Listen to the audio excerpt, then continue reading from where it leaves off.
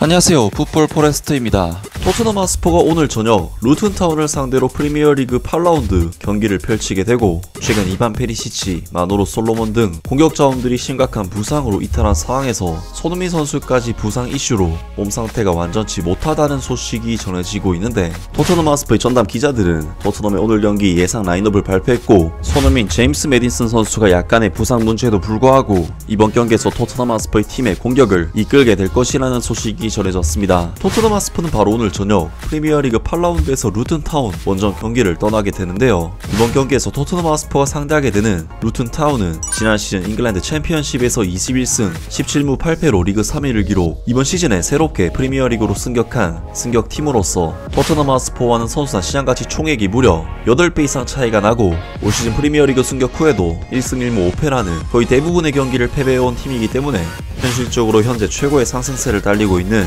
토트넘 하스퍼와 경쟁하기에는 굉장히 약한 상대팀이라고 할 수 있는데요. 하지만 토트넘 하스퍼는 이러한 좋은 분위기와는 달리 이반 페리시치 그리고 마노로 솔로몬 선수까지 장기 부상으로 팀 전력에서 이탈해 공격진 뎁스 자체가 매우 얇아져 버린 상황이고, 손흥민 선수의 몸 상태가 정상적인 상황이 아니라는 것 또한 잘 알려진 사실이기 때문에 풀타임을 소화할 공격수 자체가 부족한 상황이라고 할 수 있는데, 풋볼 런더가 이브닝 스탠다드의 전담 기자들인 알레스터 골드와 댄 킬패트릭은 오늘 경기 예상 라인업을 발표하면서 토트넘 하스퍼의 전체 스쿼드를 전망했습니다. 첫 번째, 알레스터 골드 기자의 의견. 제임스 메디슨과 손흥민이 특별한 문제없이 경기를 할 수 있는 한 이 호주 감독은 리버풀전 선발로 기용했던 팀과 같은 팀을 선택할 것이다. 마노로 솔로몬의 부상은 적어도 브랜던 존슨이 햄스트링 부상 이후 A매치 휴식기를 마치고 돌아올 때까지 히샬리송이 3톱의 왼쪽 윙포워드 자리를 지킬 수 있는 문을 열어준다. 다른 곳에서는 부상이 없는 한 승리했던 팀을 바꾸지 않을 수 있지만, 포스테코글로 감독은 그들이 리버풀전에서 했던 것보다 더 좋은 경기를 하기를 원할 것이다. 알레스터 골드의 팀, 굴리모 비카리오 골키퍼, 페드로 포로, 크리스찬 로메로, 비키 반더벤, 데스티니 우도기, 파페 마타르 사르, 이브 비수마, 제임스 메디슨, 데안 쿠르셉스키, 손흥민, 히샬리송. 두 번째, 롭게스트의 의견. 현재 포스테코글루는 토요일 루튼타운과 경기할 팀에 관한 결정은 매우 간단한 결정이 될 것이다. 지난번 리버풀을 상대로 승점 3점을 모두 획득한 이 호주 감독은 이번 시즌 리그에서 8경기 무패를 달성하기 위해 동일한 베스트 11에 대한 믿음을 유지해야 한다. 손흥민이 중앙에서 선발 출전하면서 히샬리송이 다시 한번 왼쪽 측면에서 고개를 끄덕이게 된다는 뜻이다. 현재로선 마노로 솔로몬, 브랜돈 존슨, 이반 페리시치가 모두 부상으로 빠진 가운데 이 브라질리는 자신의 포지션을 만들 기회를 갖게 됐다. 만약 스퍼스가 60분 또는 70분 정도의 리드를 설 수 있고 그가 벤치에 이름을 올린다면 어린 제이미 돈리가 경기 막바지에 그의 스퍼스 시니어 데뷔전을 치르도록 하는 것을 보는 것도 좋을 것이다. 브리안 힐이 피트니스를 강화하고 포스테코글루 감독 아래에서 진정한 주목을 받기 위해 몇 분의 시간을 받는 것도 좋을 것이고, 알레오 벨리즈도 마찬가지다.